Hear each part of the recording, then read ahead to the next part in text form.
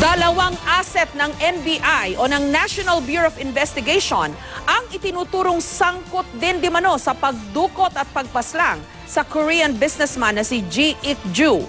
Ayon mismo yan kay PNP Chief General Ronald Bato de la Rosa. Gusto rin niyang paimbestigahan si Superintendent Rafael Dumlao, ang team leader ng suspect na si SPO3 Ricky Santa Isabel.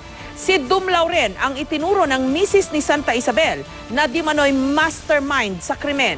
Nauna nang sinabi ni Dumlao na sasagutin niya ang mga alegasyon ng misis ni SPO3 Santa Isabel sa tamang panahon. May report si June Veneracion. Hindi lang mga pulis, kundi pati mga asset ng NBI. Sangkot din di umano sa pagdukot at pagpaslang sa Korean businessman na si Ji Ik-ju. Kinumpirma yan mismo ni PNP Chief Ronald Bato de la Rosa.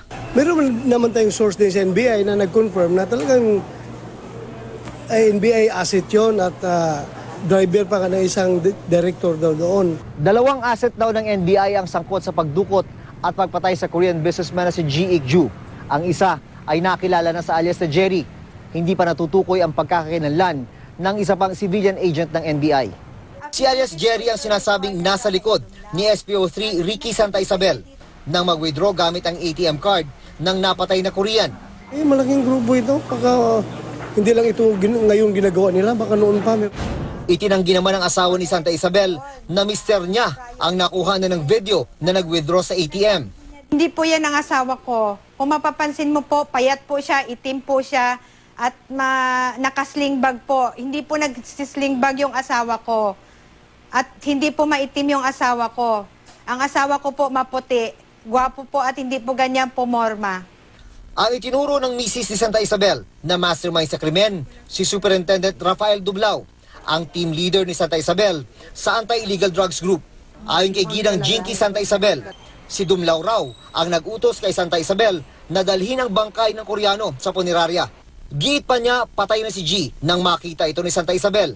Ang alam ko lang po, na pinatawag po siya ng boss niya na si Attorney Rafael Dumlao noong 18 po ng gabi. Papunta po ng opisina nila sa Krame. Mga bandang 8 at 9 ng gabi po yon. Pagdating po ng asawa ko, ma'am, nasa loob po si Attorney Dumlao ng sasakyan ng Ford. Nandun po siya sa loob at pagbukas daw po ng husband ko ng pinto, nakita niya na po si Dumlao na nagpapalo daw po ng 45 doon sa dibdib ng Koreano. Mismong si De La Rosa din ang nagsabi na sangkot nga si Rafael Dumlao sa kidnapping at pagpatay kay G. Gusto raw niyang paimbestigahan ito ng mabuti at matumbok kung sino talaga ang leader ng grupo. Sinisika pa rin ng GMA News na makuha ang panig ni Superintendent Rafael Dumlao. Kanina, dinala sa Angeles Regional Trial Court si SPO3 Santa Isabel.